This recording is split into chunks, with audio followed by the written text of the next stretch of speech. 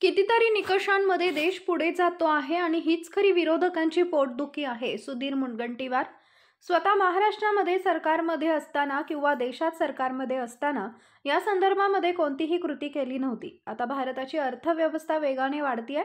जगाचा जर विचार केला तर भारत, ज्याचं कौतुक संयुक्त राष्ट्र संघानेही केलं, महागाईला नियंत्रण ठेवण्याचं भारताने जे उत्तम कार्य केलं, आज त्या पाकिस्तानमध्ये असणाऱ्या जीवनावश्यक वस्तूंचे भाव आणि भारतामध्ये असणाऱ्या जीवनावश्यक वस्तूंचे भाव याचीच योजना जरी काँग्रेसनं केली, जनतेतून समजून घेण्याची आवश्यकता आहे असं बोलत असताना त्यांनी उद्धव ठाकरे यांच्या टीकेला देखील सडेतोड उत्तर दिलं असून खरं आता त्यांनी त्या दिवशी बोलले तर ते खरं आजच्या कसोटीवर तुम्ही तपासून बघितलं पाहिजे. देशाची अर्थव्यवस्था 5व्या क्रमांकावरती जगात चालू आहे. 193 देशात आपला देश 5व्या क्रमांकावरती चाललेला आहे. कितीतरी निकषांमध्ये देश पुढे जातोय आणि हीच आमची खरी पोटदुखी आहे. कारण आम्हाला निवडणुका जिंकण्यासाठी अर्थव्यवस्था, विकास, प्रगती, उन्नती, देशाचा मानांकन गुणांकने महत्त्वाचं नाही. आमच्या दृष्टीने जातीचं राजकारण, खोटं बोलण्याचा नेरेटिव्ह सेट करण्याचं राजकारण, लोकांमध्ये भेद निर्माण करायचा, भ्रम निर्माण करायचा, संसदेत चर्चा करणार नाही, बाहेर जाऊन निषेध करायचा, निदर्शने करायची, संसदेमध्ये बसण्यासाठी जनतेनं तुम्हाला निवडून पाठवलं, मराठा आरक्षण देवेंद्र फडणवीस मुख्यमंत्री असताना दिला, पण उद्धव ठाकरे, शरद पवार मराठा आरक्षणाच्या विरोधात राहिले, तर संजय राऊत यांच्यावर देखील भाष्य केलं असून संजय राऊत त्यांना काही स्वप्न पडत असेल तर त्याला कायद्याने थांबवता येत नाही. भारतीय जनता पार्टीमध्ये असं काही मुख्यमंत्री पदाचे इच्छुक उमेदवार आहेत हे त्यांच्या महाविकास आघाडीवरून त्यांना वाटतं. कारण त्यांच्या पक्षामध्येही आधी अप्रत्यक्षपणे आमच्यापाशी लोक बोलतात. महाविकास आघाडीचे 10 वर मुख्यमंत्री झाल्याची यादी.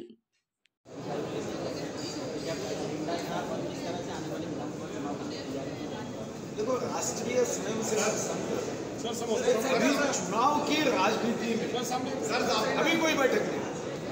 राष्ट्रीय स्वयंसेवक संघ का नमस्ते सदा वत्सले मातृभूमि, देश के लिए हम क्या कर सकते हैं. जो स्वातंत्रवीर सावरकर जी ने कहा था कि देह से देव तक जाने के प्रवास में देश भी लगता है और देश के लिए कुछ करना ये हमारा दायित्व है, जिम्मेदारी है भारत माता के सपूत के नाते.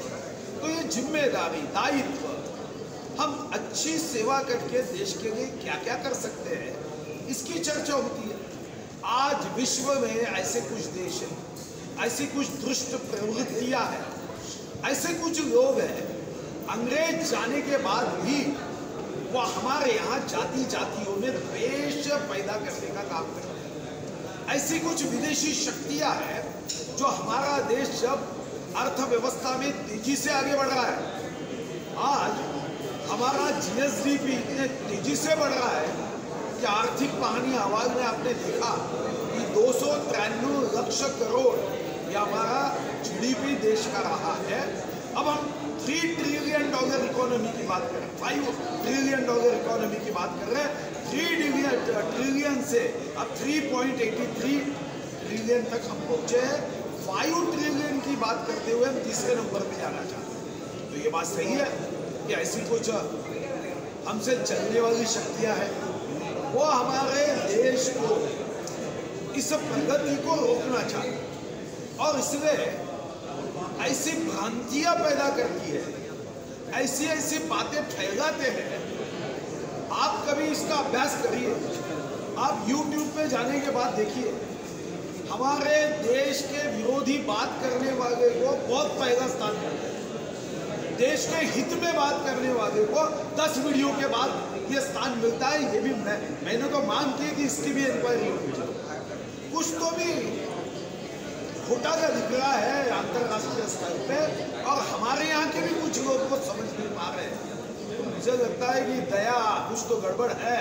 ऐसा ही यहाँ कुछ गड़बड़ है जहाँ पे हमारे यहाँ के कुछ लोग बिना समझ के जातियों में द्वेष निर्माण करके अपनी कुर्सी को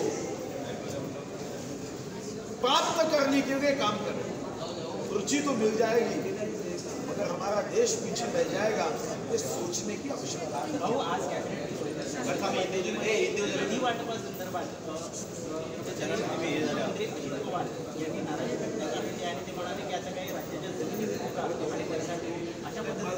असा गैरसमज आहे अजितदादा मुख्यमंत्री आणि उपमुख्यमंत्री कॅबिनेटमध्ये येणारा प्रत्येक विषयावर ते सही केल्याशिवाय तो कॅबिनेटमध्ये येतच नाही आणि म्हणून मंत्रिमंडळाचा कोणताही प्रस्ताव हा वित्तमंत्री उपमुख्यमंत्री अजितदादा देवेंद्रजी आणि मुख्यमंत्री सही करतात अशी कोणतीही भावना व्यक्त केली नाही। यापेक्षा जास्त की महाराष्ट्राची आमची अर्थव्यवस्था ही इतर राज्यांच्या तुलनेमध्ये तुम्ही तेलंगणा घ्या, हिमाचल प्रदेश घ्या, जिथं काँग्रेसचं राज्य आहे, आमची कितीतरी उत्तम व्यवस्था आहे। म्हणजे आमचं दरडोई उत्पन्न हे 1 मे 1960 पासून 1 मे 1960 पासून 2014 म्हणजे काँग्रेस राष्ट्रवादीचं सरकार असेपर्यंत पर कॅपिटा इन्कम महाराष्ट्राचं 1,25,000 काही रुपये। आत्ता यामध्ये 1,52,000 रुपयाची वाढ या 10 वर्षात झाली। आता आमचं दरडोई उत्पन्न 2,77,000 आहे। म्हणजे जे तुम्ही 64, 65, 54, 55 वर्षात केलं त्या 54 वर्षामध्ये केलेलं आमचं उत्पन्न हे 10 वर्षात दुपटीपेक्षा जास्त हे महायुतीच्या सरकारमध्ये झालं। आणि म्हणून आणि कदाचित तुमच्या मनात हा प्रश्न येईल की मधात 2 वर्ष 8 महिने उद्धवजींचं सरकार होतं तेव्हा आपल्या दरडोई उत्पन्नामध्ये घट झाली। आता आम्ही 2,77,000 उत्पन्न केलं। महाराष्ट्राच्या अर्थव्यवस्थेवर जर कोणी खोटारडेपणे काही बोलत असेल तर समजायचं की हा महाराष्ट्राच्या अर्थव्यवस्थेला न समजणारा नेता आहे।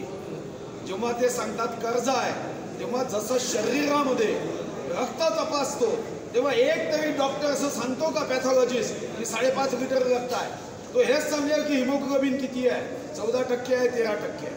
कर्ज घेताना आकडा सांगितला जात नाही, आमचा डेप्थ रेशो किती आहे, आमच्या GSDPच्या तुलनेमध्ये जी आम्हाला अर्थ विभागाने रिझर्व्ह बँकेने केंद्र सरकारने जी अनुमती दिली त्या अनुमतीच्या नियंत्रणात आहेत की नाही। पण तुम्ही बघा महाविकास आघाडीचे नेते जेव्हा माईकवर येतात तेव्हा एकच गोष्ट इतके लक्षपोटी आहे, कधी कधी कीव येते, सहानुभूती येते की सत्तेची भूक किती असावी जगामध्ये आणि देशामध्ये सर्वात भूक कोणाची होती, बकासुराची। पण हे सत्तेची यांची भूक पाहिली तर बकासूर सुद्धा असं म्हणेल रिश्ते में हमारे बाप करते।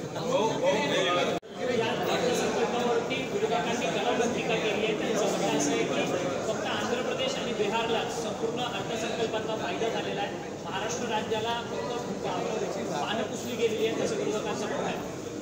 नरेटिव्ह सेट करण्यामध्ये कोणतीही आकडेवारी न देता खोटं बोलण्यामध्ये महाराष्ट्राची महाविकास आघाडी यांना नंबर 1 दिला पाहिजे। खरं तर मी एकच आकडा जरी वाचला तरी तुमच्या लक्षात येईल, जो आकडा आपल्या मंत्रालयामध्ये सुद्धा उपलब्ध आहे। 2013-14 मध्ये जेव्हा काँग्रेस राष्ट्रवादीचं सरकार होतं महाराष्ट्राच्या दुर्दैवाने ते सरकार गेलं, महायुतीचं सरकार जनतेच्या सुदैवाने आलं। जेव्हा त्यांचं सरकार होतं तेव्हा केंद्राच्या माध्यमातून जे शासकीय केंद्र सरकारचं सहाय्यक अनुदान होतं ते 29,829 कोटी 24 लाख। मागच्या वर्षी हे अनुदान आम्हाला 4पटीने वाढवून दिले आणि या वर्षीच्या अर्थसंकल्पामध्ये सहाय्यक अनुदान हे 1,29,647.34 लक्ष कोटी आहे। म्हणजे साधारणतः 4.25 पट हे 10 वर्षात वाढलं आहे आणि तरीही महाराष्ट्राकडे दुर्लक्ष झालं अशी आवई उठवायची, खोटं बोलायचं आणि खोटं बोलून महाराष्ट्राचाही अप्रत्यक्ष अवमान करायचा, महाराष्ट्राच्या जनतेचाही अवमान करण्याचा प्रयत्न हा महाविकास आघाडीच्या काही नेत्यांकडून होतो आहे।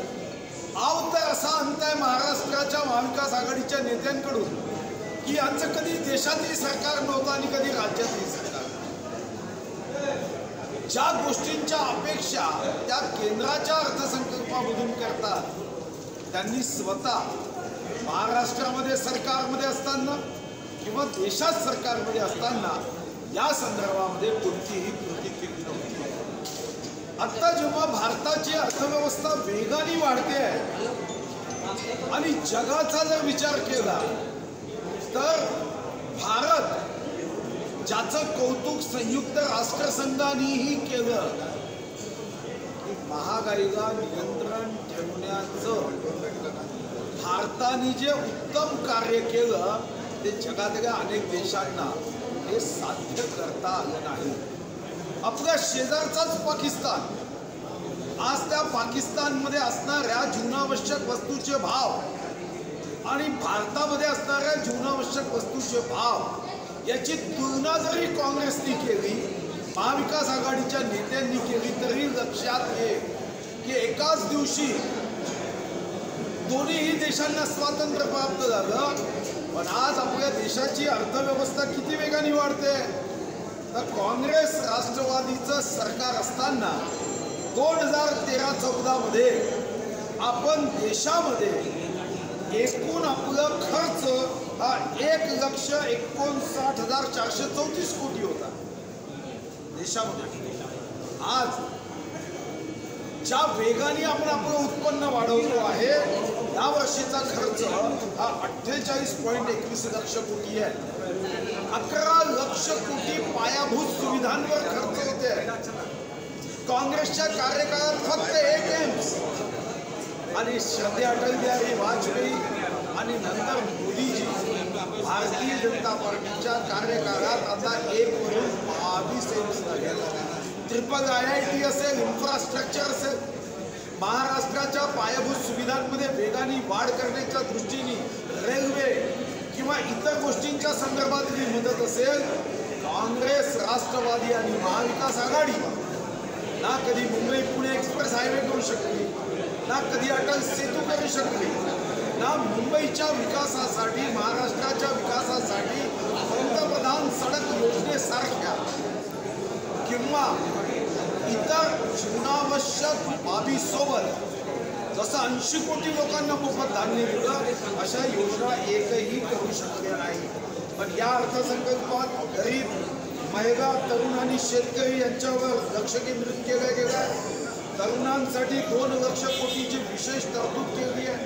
मुद्रा योजनेमध्ये 10 लक्षावरून 20 लक्ष केली आहे. ऑर्गॅनिक शेतीसाठी मदत करण्यात आली आहे. देशाच्या अर्थव्यवस्थेला वेग आणि चालना प्राप्त व्हावी म्हणून पायाभूत सुविधेसाठी 11 लक्ष कोटीची तरतूद करण्यात आली आहे. स्वातंत्र्यानंतर फक्त या देशामध्ये 74 एअरपोर्ट होते. आज त्यामध्ये वाढ होऊन नवीन 75 म्हणजे जवळपास 149 एअरपोर्ट या देशात आले. महाराष्ट्रामध्ये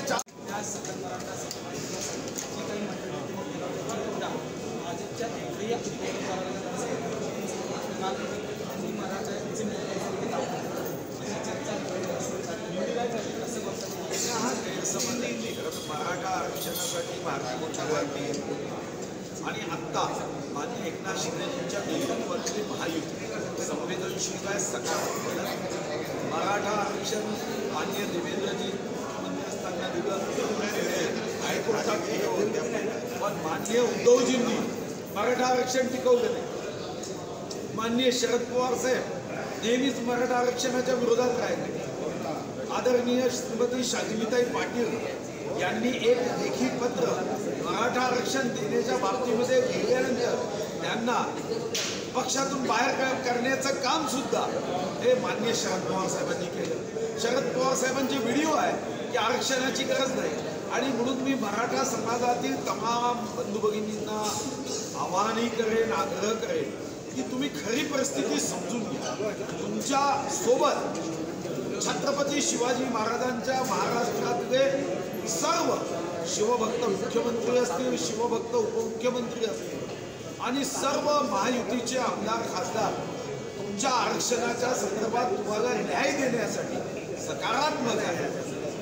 शरद पवार साहेबांना कधीतरी एकदा भूमिका विचारा की तुम्ही जी मागणी करता आहात ती लेखी त्यांच्याकडून लिहून द्या शरद पवार साहेबांकडून की ही मागणी आम्हाला मान्य आहे आणि मग आम्हाला काय विरोध करायचा.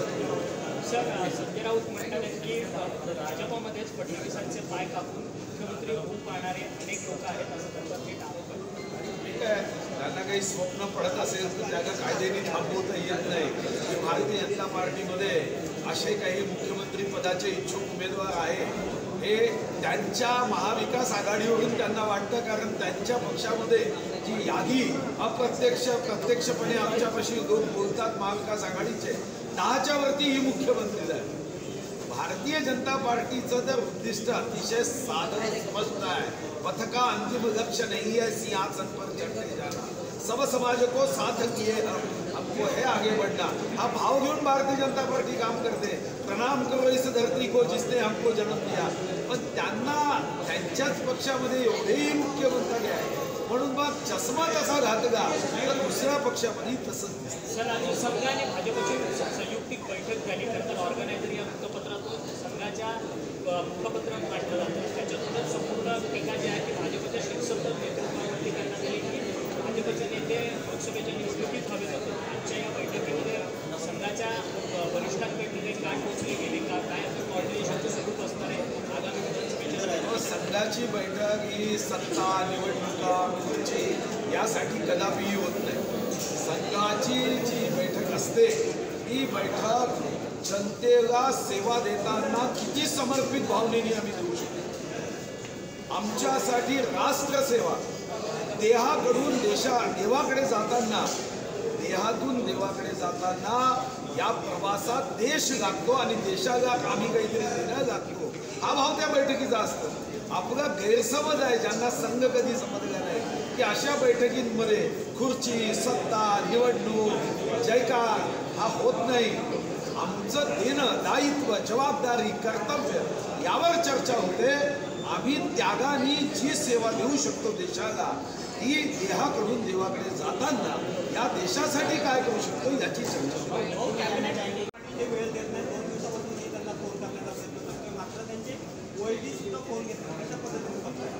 कदाचित एखाद्या व्यस्ततेने पक्षाच्या बैठकीत घेत नाही, पण तुम्ही प्रश्न विचारला तर मी निश्चितपणे विखे पाटील साहेबांच्या अशी दूरध्वनीवर संवाद करत त्यांच्या कानावर हे निश्चित टाकेन की आपल्याच महायुतीचा आमदार अशी तक्रार करत असेल तर तपासून घेतली पाहिजे. कधी कधी एखादा OSDPA कामाच्या व्यस्ततेमध्ये फोन घेत नसेल, पण राधाकृष्ण विखे पाटील यांचं काम हे निश्चितच उत्तम आहे. एखादा अनुभव कधी कधी येतो, मला वाटतं की त्या अनुभवावरून एखाद्या विभागाची आपण मूल्यांकन करता कामा नये. चार्ट वाली सरकार बैठी है, सबसे महत्वपूर्ण होती रहेगी, आदेश करेगी, उसका जब महाराष्ट्र से जाता है, महाराष्ट्र में किया बिहार और उसको किया, और राहुल गांधी कह रहे हैं कि कुछ भी बचाने वाला बजट चाहिए सरकार ने. मुझे पता नहीं अभी महाविकास आघाड़ी में कौन किसके बूथ चाट रहा है, कौन किसके बूथ चाट रहा महाविकास आघाड़ी में पता नहीं.